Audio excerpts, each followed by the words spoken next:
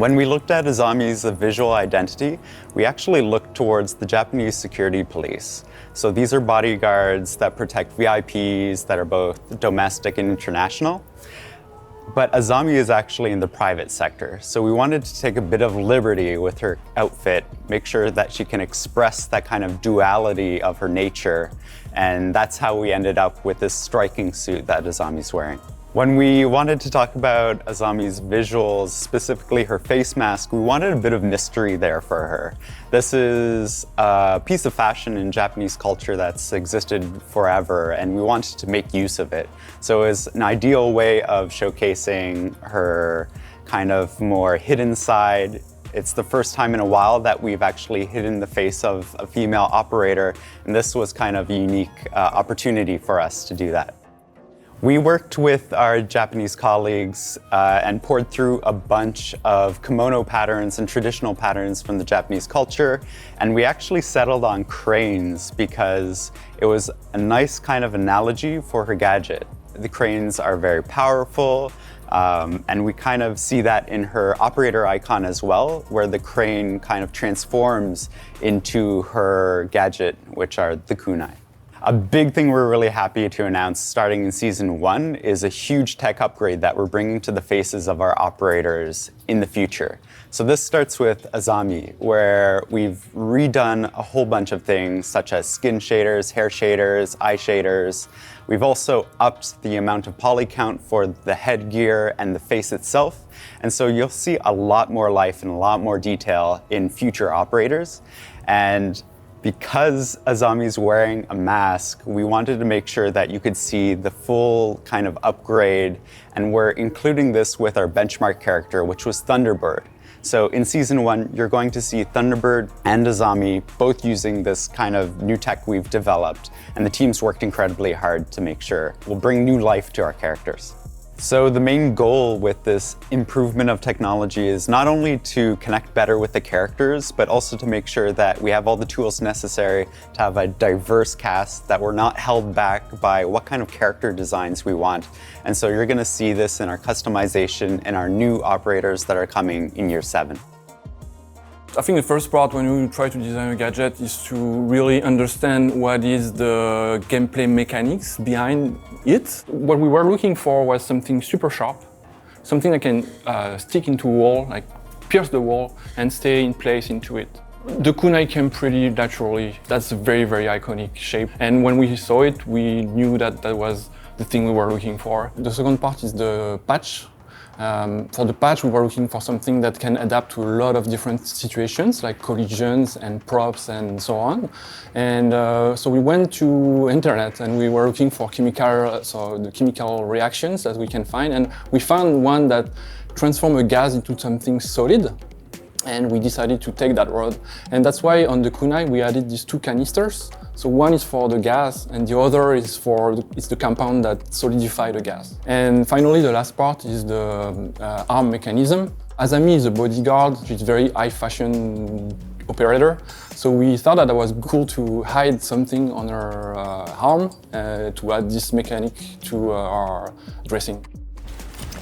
So for the very first time in Siege History, we're going to have an operator that can patch up holes.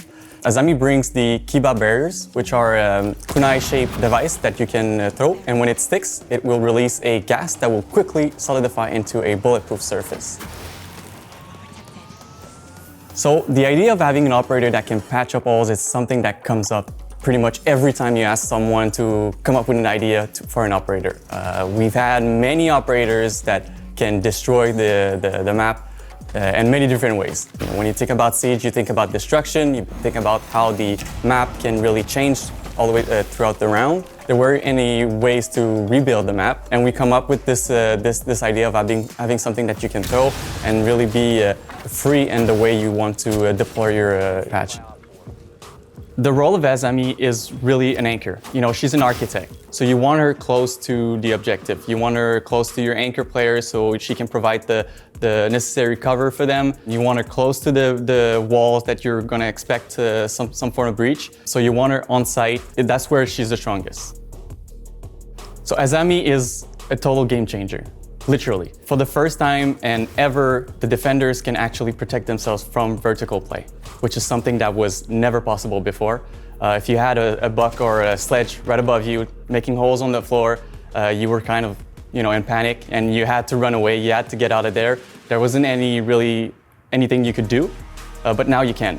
Now you can throw a patch, you can throw a Kiba barrier there and actually provide you with some real cover vertically, which is something that it's completely new for Siege. You can patch a ace hole, Ibana hole, anything you can think of. You can also even patch up a hatch that's been open. The possibilities are really endless, and it's really something that would completely change the game.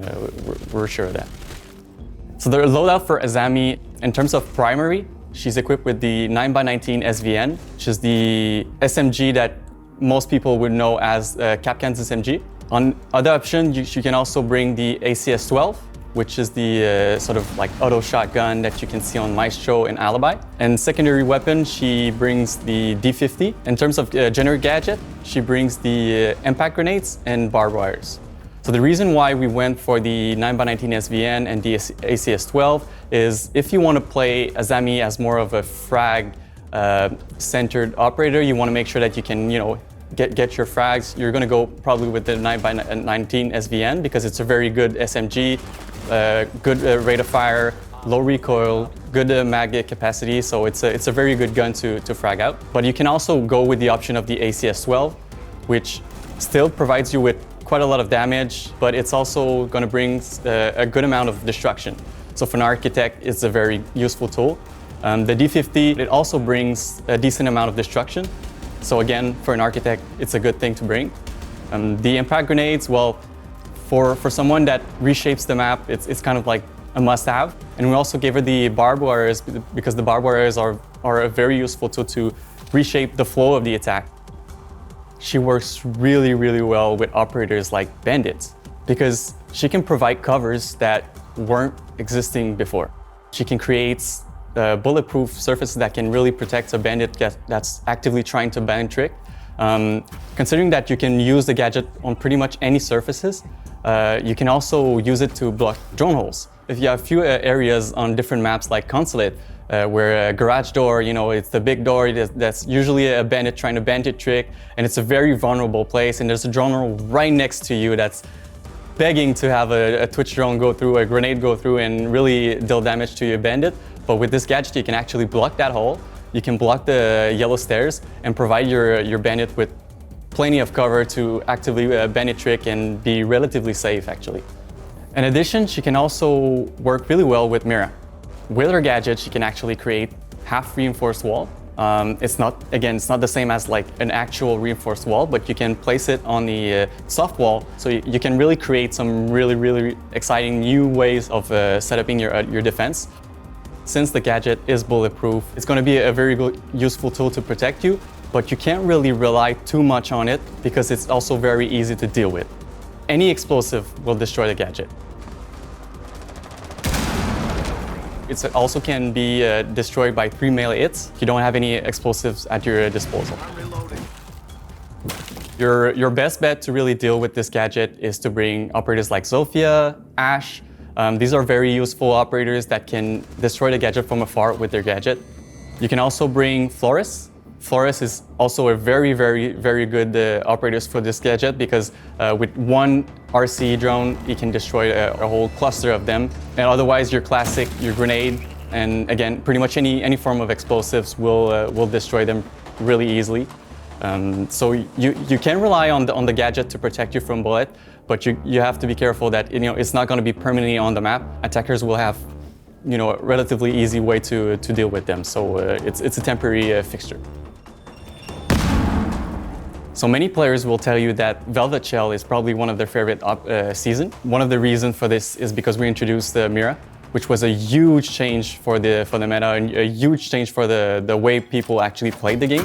And we're kind of hoping for the same thing with Azami. She brings such a exciting and such of a creative gadget that we're really hoping to see the game kind of like switch into a completely different ways of defending and completely different ways of setting your different sites and different defense. And it's very exciting operators to introduce into the game.